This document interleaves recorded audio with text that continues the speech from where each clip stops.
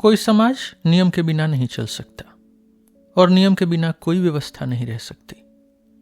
इतिहास हमें सिखाता है कि समाज में जितने ज्यादा कानून बनते हैं उतना ही रीति रिवाजों की ताकत कम होती है। ठीक उसी तरह जैसे ज्यादा सोचने से इंसान की नेचुरल समझ कम हो जाती है। जिंदगी जीने के लिए कुछ नियम जरूरी हैं। हर समाज के नियम अलग अलग हो सकते हैं, पर एक समाज के अंदर सभी लोगों के नियम लगभग एक जैसे होते हैं। ये नियम कई तरह के होते हैं, जैसे रिवाज, परंपरा, नैतिकता और कानून। रिवाज वो तरीका है जो लोग सही समझते हैं। परंपरा वो रिवाज है जो कई पीढ़ियों से चलता आया है और धीरे धीरे जरूरी बन गया है। नैतिकता वो परंपरा है जिसे समाज अपने विकास के लिए जरूरी मानता है। शुरुआती समाजों में जब कोई लिखित कानून नहीं था, तो ये परंपरा और नैतिकता ही लोगों की जिंदगी के हर हिस्से को नियंत्रित करती थी। धीरे धीरे बहुत सालों तक एक ही काम करते रहने से ये परंपराएं लोगों की आदत बन गई। अगर कोई इन्हें तोड़ता था तो उसे डर, शर्म और बुरा लगता था। यही डर और शर्म आगे चलकर इंसान का जमीर बन गया। इसी जमीर या नैतिक समझ को डार्विन ने इंसान और जानवरों के बीच सबसे बड़ा फर्क माना है। जमीर का सबसे ऊंचा रूप है समाज की समझ, यानी हर इंसान ये महसूस करता है कि वो समाज का हिस्सा है और उसे समाज के प्रति वफादार होना चाहिए। नैतिकता का मतलब है कि एक इंसान पूरे समाज का साथ दे और समाज भी उससे बड़ा समाज के साथ मिलकर रहे। अगर नैतिकता न होती तो सभ्यता कभी नहीं बन पाती। समाज की नैतिकता का पहला काम औरत और आदमी के रिश्ते को संभालना होता है, क्योंकि ये रिश्ता हमेशा झगड़े और हिंसा की वजह बनता है और इससे समाज कमजोर हो सकता है। इस रिश्ते को संभालने के लिए जो नियम बना उसे शादी कहते हैं। शादी का मतलब है माता पिता का बच्चों की देखभाल करने के लिए साथ रहना। शादी का रूप हमेशा बदलता रहा है। शुरुआत में बच्चे बिना माँ बाप के एक साथ पले और आजकल माँ बाप बिना बच्चों के साथ रहते हैं। शादी इंसान से पहले ही जानवरों में शुरू हो गई थी। कुछ पंछी सिर्फ एक ही साथी के साथ पूरी जिंदगी रहते हैं। गोरिल्ला और ओरंगुटान भी एक परिवार बनाकर रहते हैं। इस परिवार में नर मादा और उनके बच्चे होते हैं। अगर मादा दूसरे नर के पास जाए तो नर उसे सख्त सजा देता है। बोर्नियो के ओरंगुटान परिवार बनाकर रहते हैं, एक नर, एक मादा और एक बच्चा। डॉक्टर सैवेज कहते हैं कि गोरिल्ला परिवार भी इंसानों जैसे दिखते हैं। उनके माँ बाप पेड़ के नीचे बैठकर फल खाते हैं और बच्चे आसपास उछल कूद करते हैं। शादी इंसानों से भी पुरानी है। कुछ समाजों में शादी नहीं होती थी, लेकिन ऐसे समाज बहुत कम थे। हवाई और फुतुना में ज्यादातर लोग बिना शादी के रहते थे। लूबू लोग बिना शादी के किसी के साथ भी रहते थे। बोर्नियो की कुछ जनजातियां भी बिना शादी के रहती थी और पुराने रूस में भी कई जगहों पर शादी नहीं होती थी। अफ्रीका के पिग्मी भी जानवरों की तरह बिना किसी नियम के साथ रहते थे। पुराने जमाने में औरतों को किसी एक आदमी की नहीं, पूरे समाज की माना जाता था, लेकिन यह प्रथा इतनी जल्दी खत्म हुई कि इसका कोई पक्का सबूत नहीं बचा, पर इसकी याद कुछ जगहों पर रह गई है। कई लोग आज भी ये मानते हैं कि एक औरत का एक आदमी के साथ रहना गलत है। कई जगह त्योहारों में ये नियम तोड़ दिए जाते थे। बेबीलोन में एक मंदिर था जहां शादी से पहले लड़की को हर किसी के साथ रहना पड़ता था। कई जगहों पर मेहमान की सेवा के लिए पत्नी को दिया जाता था। पुराने यूरोप में शादी की पहली रात लड़की अपने पति के साथ नहीं बल्कि जमींदार के साथ बिताती थी। ये सारी प्रथाएं बहुत पहले खत्म हो चुकी हैं, लेकिन उनकी याद आज भी बाकी है। धीरे धीरे बिना नियम के रिश्तों की जगह अलग अलग तरह की शादियां होने लगी। मलक्का के ओरांग सफाई लोगों में एक लड़की पूरे समूह के हर आदमी के साथ थोड़े थोड़े दिन रहती थी, फिर दोबारा यही करती थी। साइबेरिया के याकूत, दक्षिण अफ्रीका के बोटोकुडो, तिब्बत के गरीब लोग और बहुत सी दूसरी जगहों में शादी बस एक प्रयोग की तरह थी। कोई भी आदमी या औरत बिना कारण बताए जब चाहे शादी तोड़ सकता था। बुशमैन लोगों में जरा सा भी झगड़ा शादी खत्म करने के लिए काफी था और दोनों फौरन नए साथी ढूंढ सकते थे। डमारा लोगों में हर हफ्ते पत्नी या पति बदल जाता था। बायला लोगों में औरतें एक आदमी से दूसरे आदमी के पास आराम से चली जाती थी। कम उम्र की लड़कियों के 4-5 पति आसानी से हो जाते थे और सारे पति जिंदा रहते थे। हवाई में शादी शब्द का मतलब था कोशिश करना। तहेती में 100 साल पहले जब तक बच्चे नहीं होते थे तब तक शादी बिल्कुल आजाद थी। अगर बच्चा हो जाता तो माता पिता या तो बच्चे को मार देते थे या फिर उससे पालन के लिए एक साथ रहना शुरू करते थे। फिर आदमी औरत की देखभाल करता था क्योंकि वो अब बच्चे की देखभाल कर रही होती थी। मार्को पोलो ने 13वीं सदी में सेंट्रल एशिया की एक जनजाति के बारे में लिखा कि अगर कोई शादीशुदा आदमी 20 दिन के लिए बाहर जाता तो उसकी पत्नी तुरंत दूसरा पति रख सकती थी और आदमी भी जहां जाता था वहीं दूसरी शादी कर सकता था। शादी और रिश्तों में जो बदलाव आज नए लगते हैं वो असल में बहुत पुराने हैं। लेटोर्नो ने कहा कि शादी के बारे में जो भी प्रयोग संभव हैं वो सब आदिवासी समाजों में आजमाए जा चुके हैं और उनमें यूरोप जैसी नैतिकता का बिल्कुल ख्याल नहीं रखा जाता। शादी में स्थिरता के अलावा संबंधों में भी कई प्रयोग हुए हैं। कुछ जगहों में ग्रुप मैरिज होती थी जिसमें एक समूह के कई आदमी दूसरे समूह की कई औरतों से शादी करते थे।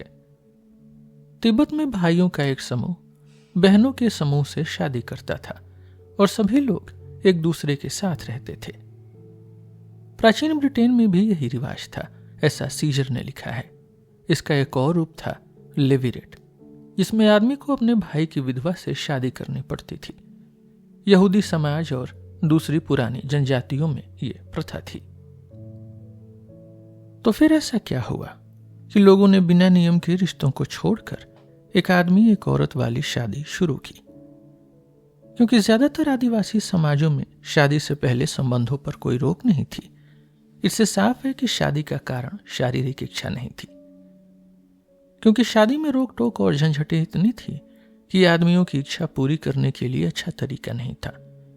न ही ये बच्चों की देखभाल के लिए बेहतर था, क्योंकि माँ, उसका परिवार और पूरा कबीला पहले से ही बच्चों को अच्छे से पालता था। इसलिए शादी के बनने के पीछे जरूर कोई आर्थिक कारण रहा होगा। शायद ये कारण प्रॉपर्टी का बनना था। एक आदमी और एक औरत वाली शादी शुरू हुई क्योंकि आदमी चाहता था कि उसे सस्ते गुलाम मिले और उसकी संपत्ति दूसरे के बच्चों को न मिले। कहीं कहीं पॉलीएंड्री भी थी, मतलब एक औरत कई आदमियों से शादी करती थी, जैसे टोडा और तिब्बत की कुछ जनजातियों में। ऐसा वहां होता था जहां आदमियों की संख्या औरतों से ज्यादा थी। लेकिन जल्दी ही ताकतवर आदमियों ने यह तरीका खत्म कर दिया। अब पॉलीगेमी का मतलब एक आदमी की कई बीवियां होना हो गया। पुराने जमाने के धार्मिक लोगों को लगा कि पॉलीगेमी पैगंबर मोहम्मद की खोज थी, लेकिन ये इस्लाम से बहुत पहले ही मौजूद थी और प्राचीन दुनिया में यही तरीका सबसे ज्यादा चलता था। पॉलीगेमी के कई कारण थे।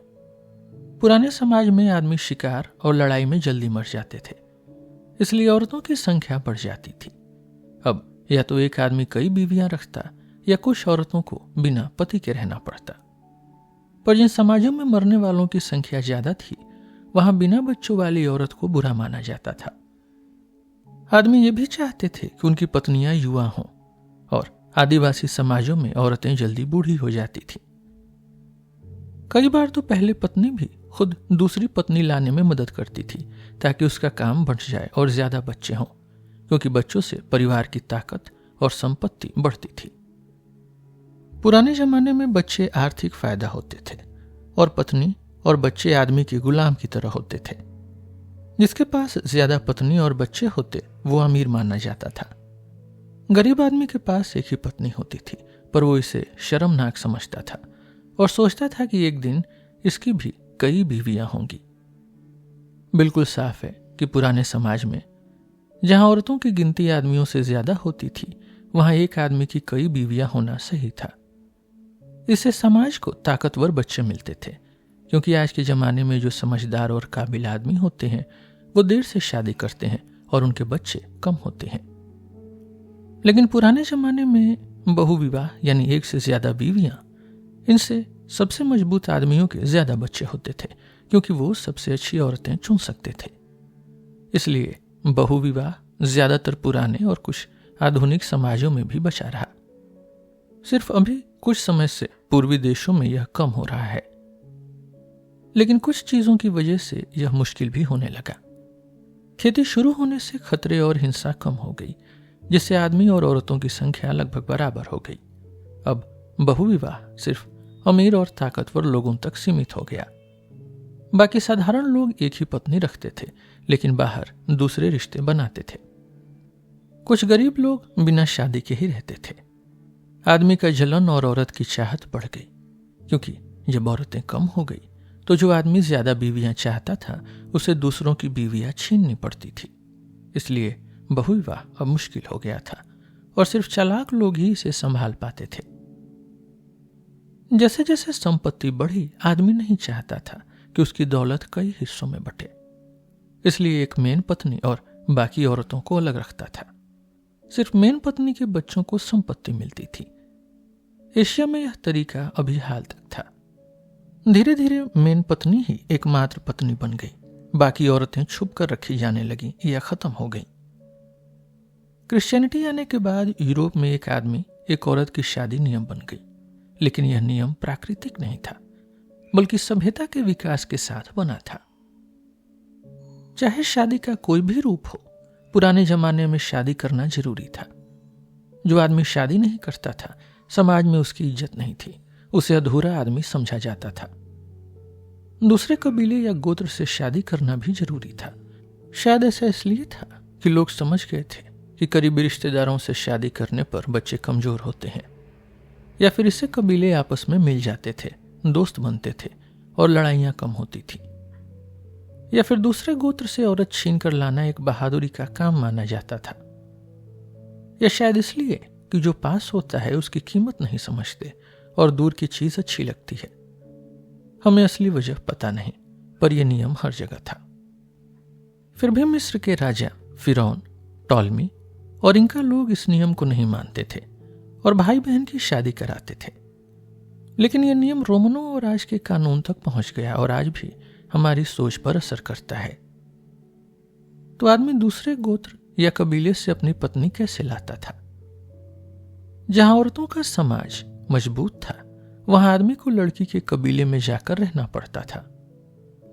जब पिता का अधिकार बढ़ा तो आदमी को लड़की के पिता की सेवा करनी पड़ती थी। फिर वो पत्नी को अपने कबीले में ले जाता था। कभी कभी आदमी सीधे जबरदस्ती लड़की को उठाकर ले आता था। इससे फायदा था क्योंकि वो सस्ती गुलाम बन जाती थी और इससे ज्यादा बच्चे भी होते थे। हालांकि यह तरीका हमेशा नहीं था, लेकिन कभी कभी होता था।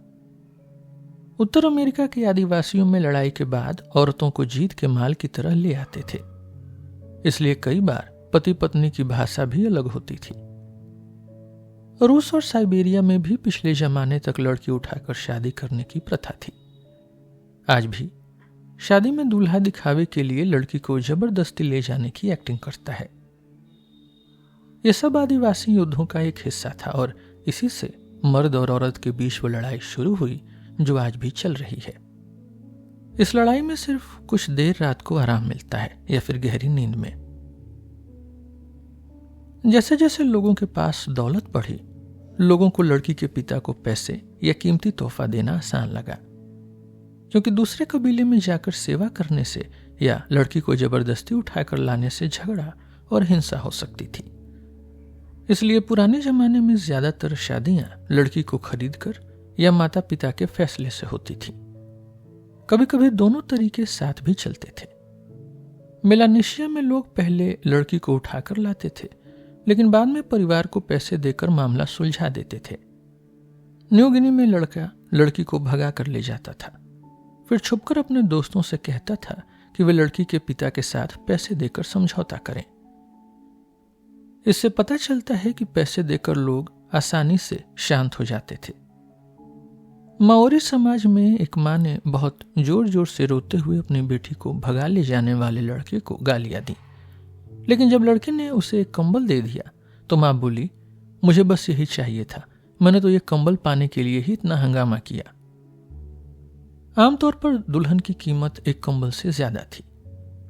होतनटोट समाज में एक लड़की की कीमत एक गाय या बैल होती थी। क्रू लोगों में 3 गाय और 1 भेड़। काफिर समाज में लड़की की कीमत उसके परिवार के हिसाब से 6 से 30 गायें तक हो सकती थी। टोगो समाज में लड़की की कीमत $16 कैश और $6 का सामान होता था। अफ्रीका के ज्यादातर पुराने समाजों में लड़की खरीदकर शादी करना आम था। चीन, जापान, भारत, पुराने यहूदी समाज, अमेरिका के पुराने आदिवासी समाजों और यूरोप के कुछ हिस्सों में भी ऐसा ही होता था। पिता अपनी बेटी का मालिक था और उसे जैसे चाहे बेच सकता था। और निको इंडियंस कहते थे कि लड़की के पिता ने उसे बड़ा करने में खर्च किया है, इसलिए लड़के के पिता को पैसे देना जरूरी है। कई बार लड़की को शादी के लिए खरीदने वालों को दिखाया जाता था। सोमाली समाज में लड़की को सजाकर, खुशबू लगाकर, घोड़े पर बैठाकर लड़कों के सामने पेश किया जाता था ताकि अच्छी कीमत मिल सके। लड़कियां भी इस बात पर गर्व करती थीं कि उनकी कीमत कितनी लगी है। जो लड़की बिना पैसे लिए शादी करती थी उसका मजाक उड़ाया जाता था। औरतों को लगता था कि प्यार वाली शादी में आदमी को मुफ्त में ही बहुत कुछ मिल जाता है। लेकिन पिता भी लड़के को कुछ तोहफा देते थे। समय के साथ ये तोहफे लड़की के लिए मिले पैसे के बराबर होने लगे। अमीर पिता अपनी बेटी की शादी आसान बनाने के लिए ये तोहफा बड़ा करते गए। इसी से दहेज की प्रथा शुरू हुई। अब लड़के का पिता भी लड़का खरीदने लगा था। शादी के इन सभी रूपों में रोमांटिक प्यार लगभग नहीं दिखता।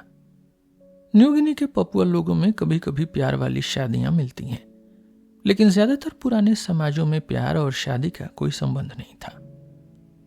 पुराने जमाने में आदमी शादी करता था ताकि उसे सस्ता मजदूर, बच्चे और समय पर खाना मिले। यारिबा समाज में शादी कोई बड़ी बात नहीं थी। आदमी पत्नी लेने को मकई काटने जैसा मामूली समझता था। प्यार का तो कोई मतलब ही नहीं था। पुराने समाजों में शादी से पहले संबंध आसानी से बनते थे, इसलिए लोगों की इच्छा दबी नहीं रहती थी। इसी वजह से शादी के लिए लोग कभी रोमांटिक नहीं होते थे। रोमांस और प्यार तो विकसित सभ्यताओं में हुआ, जहां इच्छा पूरी नहीं होती, इसलिए कल्पना और रोमांस बढ़ जाता है। पुराने समाज बहुत गरीब थे, इसलिए रोमांटिक नहीं हो सकते थे। उनके गीतों में प्यार की कविताएं लगभग नहीं होती थी। जब मिशनरियों ने बाइबल को एल्गोक्विन लोगों की भाषा में अनुवाद किया तो उन्हें प्यार शब्द मिला ही नहीं।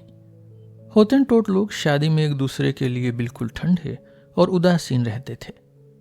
गोल्ड कोस्ट में पति पत्नी में प्यार बिल्कुल भी नहीं दिखता था। ऑस्ट्रेलिया के पुराने आदिवासियों में भी यही स्थिति थी। कैली नाम के एक व्यक्ति ने सेनेगल के बाबा नाम के एक अफ्रीकी आदमी से पूछा कि तुम अपनी बीवियों के साथ कभी हंसी मजाक क्यों नहीं करते?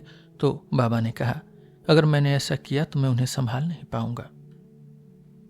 एक ऑस्ट्रेलियाई आदिवासी से पूछा गया कि वो शादी क्यों करना चाहता है, तो उसने साफ कहा कि मुझे बीवी इसलिए चाहिए ताकि वो मेरे लिए खाना, पानी और लकड़ी लाए और यात्रा के समय मेरा सामान उठाए। किस, जो अमेरिका में बहुत जरूरी माना जाता है, पुराने समाजों में बिल्कुल नहीं था। या तो वो किस करना जानते ही नहीं थे या इसे बुरा मानते थे। आमतौर पर पुराने जमाने का इंसान सेक्स के बारे में बिल्कुल साधारण सोच रखता था, ठीक जानवरों की तरह। वो इसके बारे में ज्यादा सोचता नहीं था और न ही इसे लेकर ज्यादा उत्साहित होता था। उसके लिए सेक्स बिल्कुल रोज के खाने पीने की तरह एक आम बात थी। उसके दिल में कभी ही नहीं आता था कि शादी कोई पवित्र चीज है, और न ही शादी के लिए बड़े समारोह होते थे। उसके लिए शादी साफ साफ एक कारोबार थी, एक सौदा थी। उसे इस बात की कोई शर्म नहीं थी कि वो शादी के लिए प्यार की जगह फायदा देखता है, बल्कि उसे उल्टा करने में शर्म आती थी। अगर वो हमारी तरह बेझिझक होता तो हमसे पूछता कि हम सिर्फ थोड़ी देर की चाहत की वजह से एक आदमी और एक औरत को पूरी जिंदगी के लिए एक साथ क्यों बांध देते हैं? पुराने जमाने का आदमी शादी को सिर्फ सेक्स नहीं बल्कि आर्थिक सहयोग के नजरिए से देखता था। वो औरत से उम्मीद करता था और औरत भी अपने आप से यही उम्मीद करती थी कि वो सुंदरता से ज्यादा काम की और मेहनती हो। वो औरत में सुंदरता चाहता जरूर था, पर उससे ज्यादा जरूरी था कि औरत काम की हो जिससे आर्थिक फायदा हो। अगर फायदा नहीं होता तो पुराने जमाने का आदमी शादी करने की सोचता भी नहीं। शादी एक फायदा पहुंचाने वाली पार्टनरशिप थी, कोई निजी मजा नहीं। शादी का मतलब था कि एक आदमी और एक औरत मिलकर अकेले की तुलना में ज्यादा तरक्की कर सके। जब भी इतिहास में औरत आर्थिक रूप से काम की नहीं रही, शादी टूट गई। कभी कभी इसी के साथ सभ्यता भी खत्म हो गई। किसी भी समाज में नैतिकता का सबसे बड़ा काम सेक्स को कंट्रोल करना है, क्योंकि बच्चे पैदा करने की इच्छा समाज के नियमों को बार बार तोड़ती है। ये इच्छा शादी से पहले, शादी के बाद और पूरे समाज में हर समय समस्याएं पैदा कर सकती है। पहली समस्या शादी से पहले के रिश्तों की है। क्या ये आजाद होने चाहिए या इन्हें रोकना चाहिए? जानवरों में भी सेक्स पूरी तरह आजाद नहीं होता। जानवरों में मादा सिर्फ एक खास समय में ही नर के साथ रहती है, इसलिए जानवरों में सेक्स की समस्या इंसानों की तुलना में बहुत कम होती है। किसी ने ठीक कहा है कि इंसान जानवर से इस बात में अलग है कि वो भूख के बिना भी खाता है, प्यास के बिना भी पीता है और साल के हर मौसम में सेक्स कर सकता है। पुराने आदिवासी समाजों में औरतों के पीरियड्स के दिनों में सेक्स की मनाही थी। इस एक बात को छोड़ दें तो शादी से पहले सेक्स लगभग पूरी तरह से आजाद था। उत्तर अमेरिका के आदिवासी लड़के लड़कियां बिना शादी के भी आसानी से एक दूसरे के साथ रहते थे और शादी के समय इन रिश्तों को गलत नहीं माना जाता था। न्यू गिनी के पापुआ समाज में लड़के लड़कियां बहुत छोटी उम्र से ही सेक्स करना शुरू कर देते थे और शादी से पहले सभी लोग आसानी से किसी के साथ भी रह सकते थे। साइबेरिया, फिलीपींस, ऊपरी Burma, Africa, niger, Uganda, new Georgia, Tahiti, Assam, Andaman द्वीप, पोलिनेशिया और बहुत से दूसरे आदिवासी समाजों में भी शादी से पहले संबंध आजाद थे। ऐसे समाजों में वेश्यावृत्ति यानी औरतों का सेक्स बेचकर पैसा कमाना ज्यादा नहीं मिलती। ये सबसे पुराना पेशा असल में बहुत नया है। ये तभी शुरू हुआ जब लोगों के पास संपत्ति आने लगी और शादी से पहले सेक्स पर रोक लगने लगी। कुछ समाजों में लड़कियां शादी के लिए दहेज या मंदिर के लिए पैसा जुटाने के लिए अपना शरीर बेचती थी, लेकिन ऐसा तभी होता था जब समाज इसे सही मानता था और लड़कियां इसे अपने परिवार या देवताओं की सेवा के लिए करती थी। शुद्धता यानी पवित्रता का विचार काफी देर से आया। पुराने जमाने की लड़कियों को अपने कुंवारेपन के खोने से डर नहीं लगता था।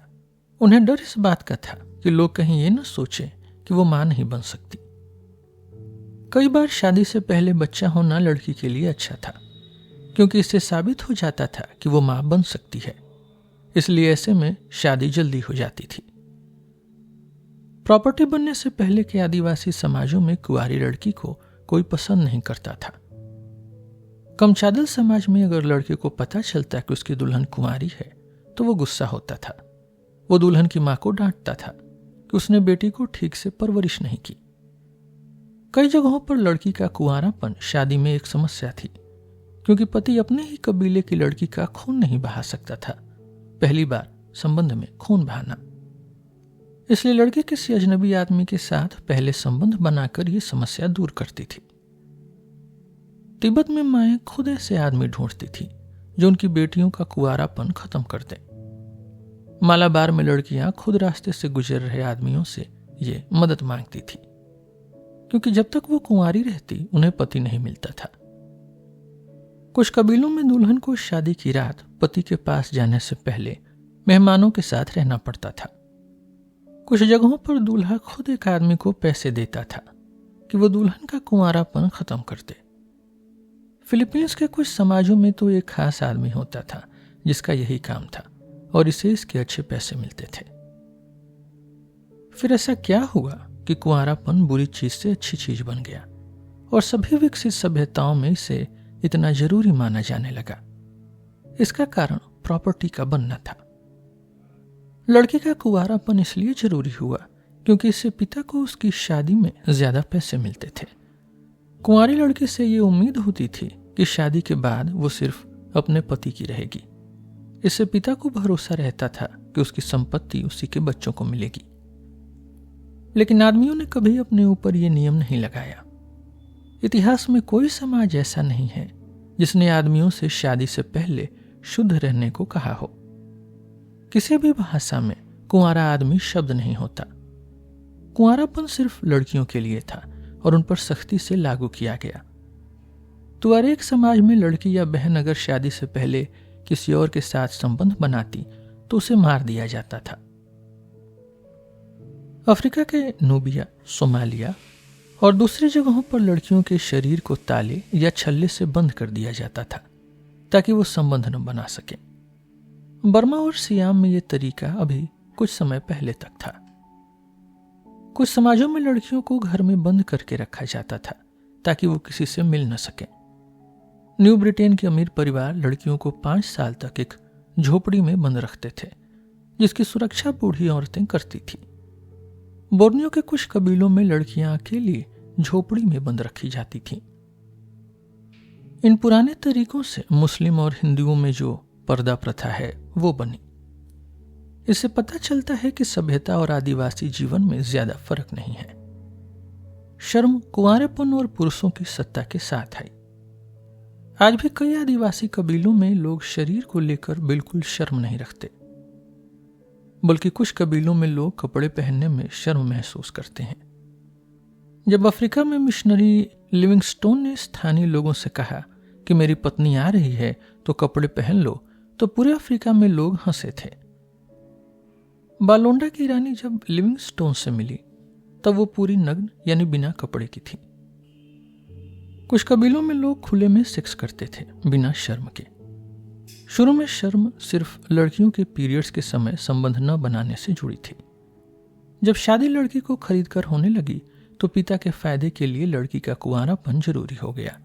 इसलिए लड़कियों को महसूस होने लगा कि वो कुंवारी ही रहना चाहिए। शादी के बाद औरत को लगता था कि वो पति के लिए खरीदी गई है, इसलिए दूसरे से संबंध नहीं बनाने चाहिए। इसलिए कपड़े पहनना भी यहीं से शुरू हुआ। कुछ कबीलों में शादी के बाद ही औरतें कपड़े पहनती थी ताकि दूसरे पुरुषों की नजर उन पर न पड़े।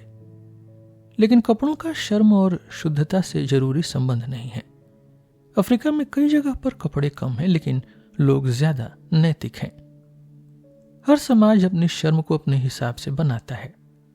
चीन की औरतें हाल तक अपने पैर दिखाने से शर्म करती थी। अरब की औरतें चेहरे से और तुआरेग औरतें मुंह दिखाने से शर्माती थी। लेकिन मिस्र, भारत 19वीं सदी में और बाली की औरतें अपने शरीर के ऊपरी हिस्से को दिखाने में कोई शर्म महसूस नहीं करती थी।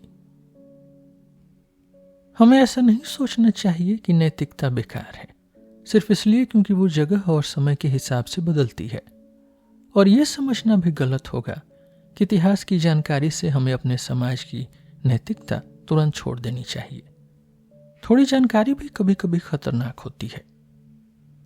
अनातोल फ्रांस ने मजाक में कहा था, नैतिकता एक समाज के सारे पुराने सोच का जोड़ होती है। ग्रीस के अनाकार्सिस ने कहा था कि अगर हर समाज की पवित्र चीजों को इकट्ठा करें और फिर उसमें से वो चीजें निकाल दें जो किसी और समाज के हिसाब से गलत हैं, तो कुछ भी नहीं बचेगा। लेकिन इससे नैतिकता बेकार साबित नहीं होती। इससे सिर्फ ये पता चलता है कि समाज अपने आप को चलाने के लिए कितने अलग अलग रास्ते ढूंढता है। समाज चलाने के लिए नियम जरूरी हैं। जीवन एक खेल की तरह है जिसे खेलने के लिए नियम चाहिए। हर इंसान को पता होना चाहिए कि दूसरे इंसान से क्या उम्मीद करनी है। इसलिए जरूरी ये नहीं कि नियम कैसे हैं, बल्कि जरूरी ये है कि सभी लोग एक जैसे नियमों को माने। जब हम जवान होते हैं तो ये सोचकर अपनी नैतिकता छोड़ देते हैं कि ये तो एक जगह से दूसरी जगह बदलती है। इससे हमारी सोच की अपरिपक्वता यानी कम समझ दिखती है।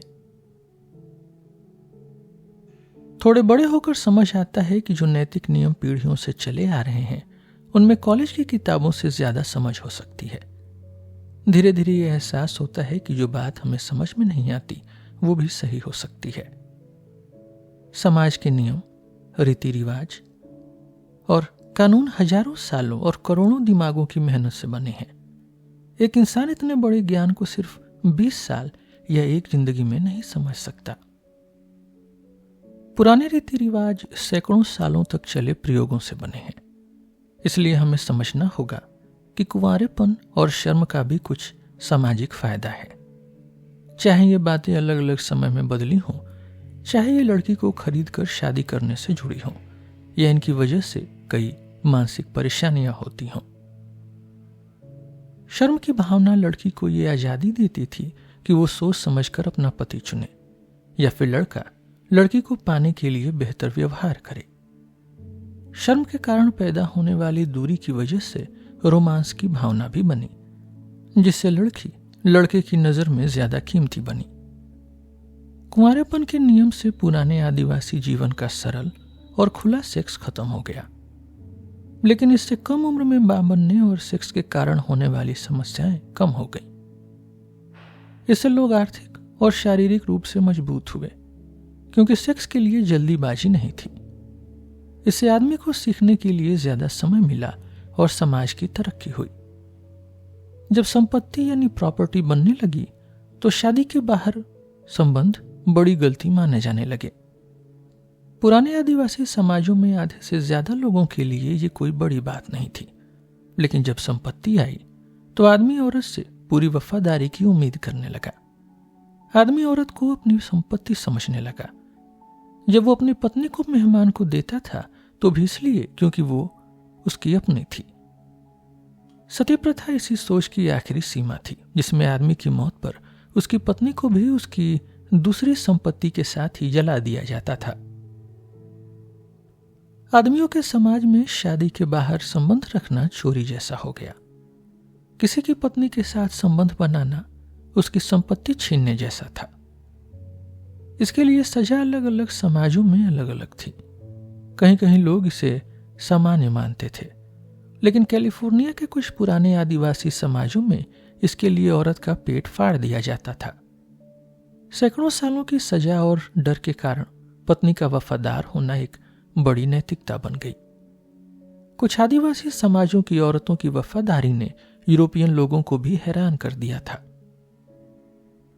कुछ आदमी यात्री तो उम्मीद करते थे कि यूरोप और अमेरिका की औरतें किसी दिन जूलू और पापुआ समाजों की औरतों की तरह अपने पतियों के लिए वफादार बन जाएंगी। पापुआ लोगों के लिए आसान था, क्योंकि वहां और ज्यादातर आदिवासी समाजों में आदमी अपनी बीवी को तलाक देने में कोई बड़ी दिक्कत नहीं थी। अमेरिकी इंडियनों में शादी ज्यादा समय तक नहीं चलती थी। स्कूल क्राफ्ट कहते हैं, ज्यादातर बूढ़े और अधेड़ उम्र के आदमियों की कई बीवियां रही हैं और उनके बच्चे देश में इधर उधर फैले हैं जिन्हें वे खुद नहीं जानते। वे यूरोप वालों पर हंसते थे कि उनके पास बस एक बीवी होती है और वो भी पूरी जिंदगी के लिए। वे मानते थे कि भगवान ने उन्हें खुश रहने के लिए बनाया है और अगर उनका स्वभाव मेल नहीं खाता तो उन्हें साथ नहीं रहना चाहिए। चेरोकी लोग साल में 3-4 बार बीवियां बदल लेते थे। समूह के परंपरावादी लोग 3 साल तक एक साथ रह लेते थे। जब लोग खेती करने लगे और गांव बसने लगे तो शादी लंबी चलने लगी। पितृसत्ता वाले समाज में आदमी के लिए बीवी को छोड़ना घाटे का सौदा था, क्योंकि इसका मतलब था कि वह एक फायदेमंद गुलाम खो देगा। जब परिवार साथ मिलकर खेत जोतने लगा और मिलकर मेहनत करने लगा तो परिवार जितना बड़ा और मजबूत था उतना ही ज्यादा फायदा हुआ। इसलिए समझ में आया कि मियाँ बीवी का साथ तब तक चले जब तक आखिरी बच्चा बड़ा न हो सके। उसके बाद फिर किसी नए रोमांस की ताकत ही नहीं बचती थी और दोनों की जिंदगी काम और मुश्किलों में एक हो जाती थी। जब शहरों में कारखाने खुले और परिवार छोटे और कम जरूरी हो गए तब फिर से तलाक आम होने लगा। इतिहास में आमतौर पर मर्द चाहते थे कि उनके ज्यादा बच्चे हों, इसलिए उन्होंने मां बनने को पवित्र बना दिया। लेकिन औरतें जो बच्चों की असली मुश्किल जानती थी, उन्होंने कई तरीके अपनाए कि बार बार मां न बनना पड़े। आदिवासी मर्द आमतौर पर जनसंख्या घटाना नहीं चाहते थे, बच्चों से उन्हें फायदा मिलता था और उनको बस यही दुख था कि सारे बच्चे बेटे क्यों नहीं हो सकते। औरतें गर्भपात, नवजात की हत्या और गर्भ निरोधक यानी बच्चे रोकने के तरीके खोजती थीं। यहां तक कि आदिवासी समाज में भी। हैरानी की बात है कि जंगली और सभ्य औरतों के बच्चे न करने की वजह एक जैसी थी। बच्चे पालने की जिम्मेदारी से बचना, जवानी और सुंदरता बनाए रखना, शादी से बाहर बच्चा होने की बदनामी से बचना या मौत से डरना। सबसे आसान तरीका था औरत बच्चे के दूध पिलाने के समय मर्द को अपने पास न आने देना। यह समय कई साल तक बढ़ाया जा सकता था। कई बार, जैसे चियन इंडियनों में, औरतें दूसरा बच्चा तब तक नहीं करती थी जब तक पहला बच्चा 10 साल का न हो जाए। न्यू ब्रिटेन में औरतें शादी के 2-4 साल बाद ही पहला बच्चा करती थी। ब्राजील के गायकुरु लोग कम बच्चे चाहते थे, इसलिए औरतें 30 साल की उम्र तक बच्चे नहीं करती थी। पापुआ लोगों में गर्भपात आम था। औरतें कहती थी, बच्चे बोझ हैं, हम थक गई हैं, हम मर जाते हैं। कुछ माओरी कबीले में जड़ी बूटियां या और तरीकों से गर्भ रोकने की कोशिश की जाती थी। अगर गर्भपात न हो पाए तो फिर नवजात बच्चे की हत्या की जाती थी। ज्यादातर आदिवासी समाजों में नवजात को मारने की इजाजत थी अगर बच्चा विकलांग हो, बीमार हो, नाजायज हो या उसकी मां की डिलीवरी में मौत हो जाए। कई कबीलों में बच्चों को इस वजह से मार दिया जाता था कि वे गलत दिन या समय पर पैदा हुए हैं। जैसे कि बोंदेई कबीले सिर्फ पहले पैदा हुए बच्चों को गला घोंटकर मार देते थे। कमचाडल लोग तूफान में पैदा हुए बच्चों को मार देते थे। मेडागास्कर के कबीलों में मार्च या अप्रैल में या बुधवार, शुक्रवार, महीने के आखिरी हफ्ते में पैदा हुए बच्चों को जिंदा दफना देते या डुबो देते थे। अगर किसी औरत के जुड़वा बच्चे होते तो कई कबीलों में मानते थे कि यह नाजायज संबंध का सबूत है, क्योंकि एक साथ 2 बच्चे का पिता एक आदमी नहीं हो सकता, इसलिए एक या दोनों बच्चों को मार दिया जाता था। खानाबदोश कबीलों में नवजात की हत्या ज्यादा होती थी, क्योंकि चलते फिरते बच्चों का बोझ उठाना मुश्किल था। ऑस्ट्रेलिया के बेंगरांग कबीले अपने आधे बच्चों को जन्म के वक्त ही मार देते थे। पराग्वे के लिंगुआ कबीलों में एक परिवार में 7 साल में सिर्फ एक बच्चा बचने दिया जाता था। अपिबोंस लोग एक घर में बस एक लड़का और एक लड़की पालते थे, बाकी बच्चों को पैदा होते ही मार डालते थे। जहां अकाल होता या उसकी आशंका होती, वहां ज्यादातर कबीलों में नवजात बच्चों को मार दिया जाता था। कभी कभी तो उन्हें खा भी लिया जाता था। आमतौर पर लड़की का बच्चा ज्यादा मारा जाता था। कभी कभी उसे तड़पा कर मारते थे ताकि उसकी आत्मा अगले जन्म में लड़के की शक्ल में आए। बच्चों की हत्या बिना कोई क्रूरता या पछतावे की होती थी, शायद इसलिए क्योंकि जन्म के बाद शुरू में मां को अपने बच्चे से कोई प्राकृतिक प्यार महसूस नहीं होता था। अगर बच्चा कुछ दिन जिंदा रह गया तो फिर उसे मारने का डर नहीं रहता था। जल्द ही उसके मासूम और लाचार रूप से माँ बाप का प्यार जग जाता था, और अक्सर आदिवासी माँ बाप अपने बच्चों से ज्यादा प्यार करते थे कंपैरिजन टू सभ्य समाज के बच्चों के। दूध या नरम खाने की कमी के कारण माँ अपने बच्चे को 2 से 4 साल तक दूध पिलाती थी, कभी कभी 12 साल तक भी। एक यात्री ने लिखा है कि एक लड़का धुआं पीना सीख गया था, लेकिन अभी तक दूध छुड़ाया नहीं गया था।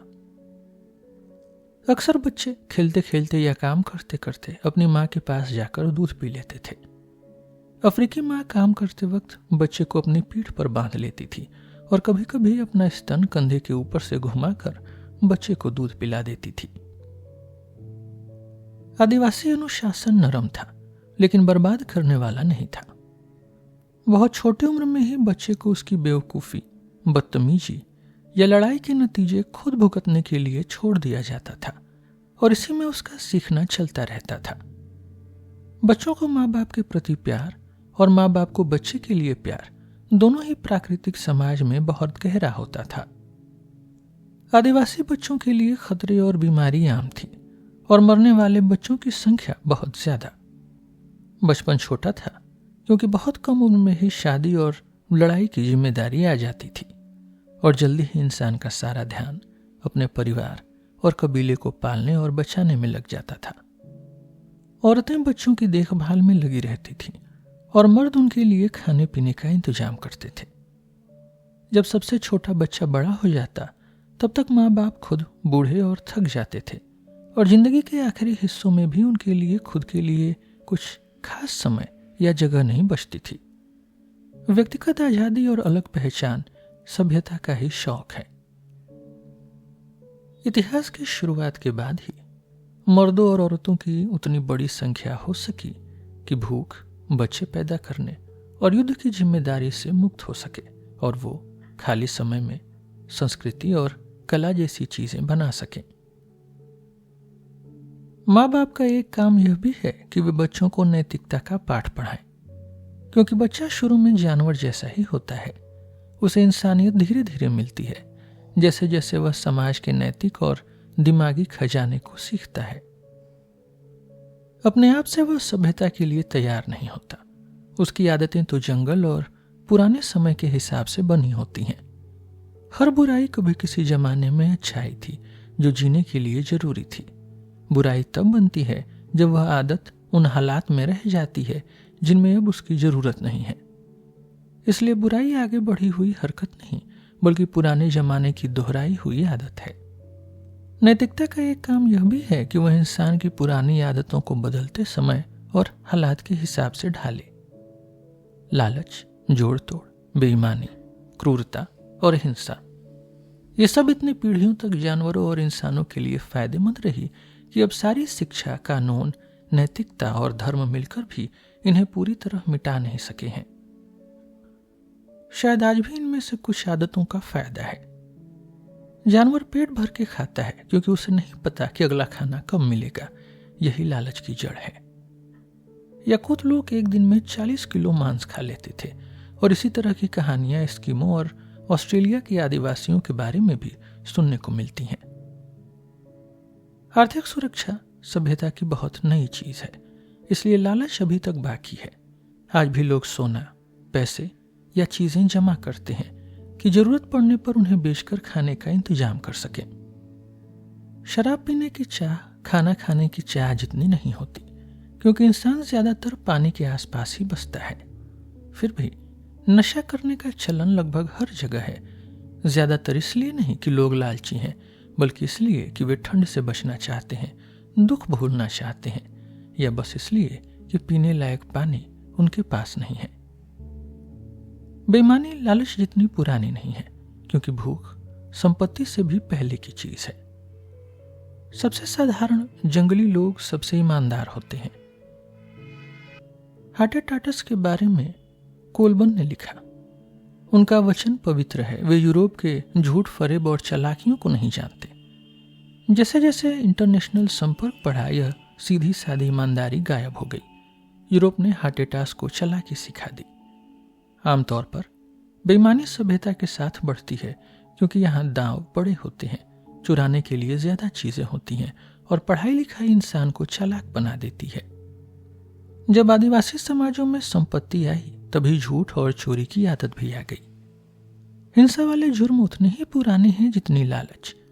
हर पीढ़ी में खाने, जमीन और साथी के लिए लड़ाई हुई है, जिससे धरती पर खून बहता रहा है और सभ्यता की हल्की रोशनी के पीछे अंधेरा रहा है। पहले का आदमी क्रूर था क्योंकि उसे क्रूर होना पड़ता था। जिंदगी ने उसे सिखाया था कि उसका हाथ हमेशा वार करने के लिए तैयार रहे और उसका दिल कुदरती मार के लिए मजबूत हो। मानव इतिहास का सबसे काला हिस्सा आदिवासी जुल्म और उस दर्द में खुशी ढूंढने की कहानी है जो बहुत से आदिवासी मर्दों और औरतों को दूसरों को तकलीफ देने में मिलती थी। इनमें से ज्यादातर बेरहमी का रिश्ता लड़ाई झगड़े से था। कबीले के अंदर लोग उतने जंगली नहीं होते थे और एक दूसरे के साथ, यहां तक कि अपने गुलामों के साथ भी काफी अच्छे से पेश आते थे। लेकिन क्योंकि आदिवासी लोग युद्ध में मारना सीख गए थे, इसलिए उन्होंने शांति के समय भी मार काट करना सीख लिया। बहुत बार तो आदिवासी दिमाग में कोई भी बहस तब तक खत्म नहीं मानी जाती थी जब तक कि सामने वाला मर न जाए। कई कबीलों में अपने ही कबीले के आदमी को मारना भी उतना बड़ा गुनाह नहीं माना जाता था जितना हम लोग समझते हैं। फ्यूजियन लोग हथियारों को बस कबीले से निकाल देते थे जब तक लोग उसका गुनाह भूल न जाएं। कैफिर लोग हत्यारे को अपवित्र मानते थे और उससे कहते थे कि वह अपना चेहरा कोयले से काला कर ले, लेकिन कुछ दिन बाद जब वह खुद को साफ कर लेता, मुंह धो लेता और रंग बदल लेता तो उसे फिर से समाज में जगह मिल जाती थी। फ्यूना के आदिवासी हमारे कुछ लोगों की तरह हत्यारों को हीरो मानते थे।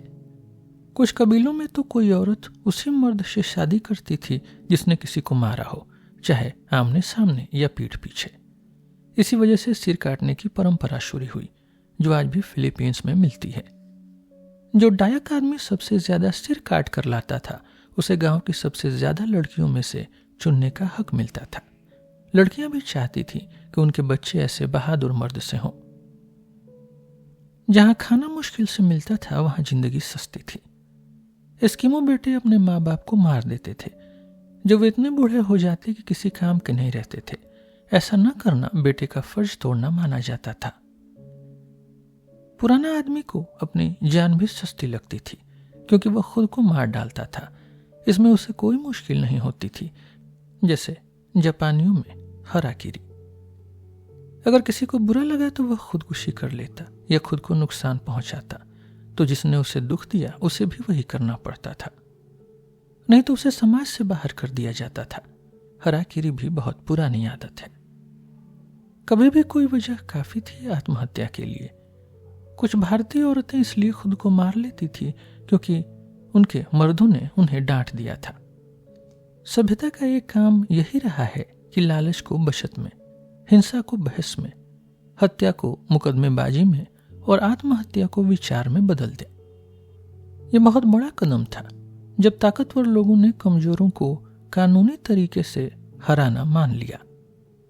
कोई समाज तब तक नहीं टिक सकता जब तक उसके लोग एक दूसरे के साथ वही सलूक करें जो वे अपनी पूरी बिरादरी मिलकर दूसरी बिरादरियों के साथ करते हैं।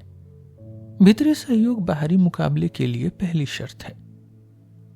जिंदगी की दौड़ आपसी मदद से खत्म नहीं होती, वह तो बस समाज के भीतर से बाहर चली जाती है।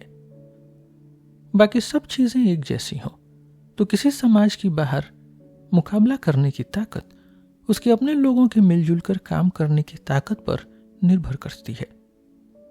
इसलिए हर समाज एक नैतिकता सिखाता है और इंसान के दिल में अपने प्यारे साथी की तरह ऐसी आदतें डालता है जो जीवन की जंग को थोड़ा आसान बनाती हैं।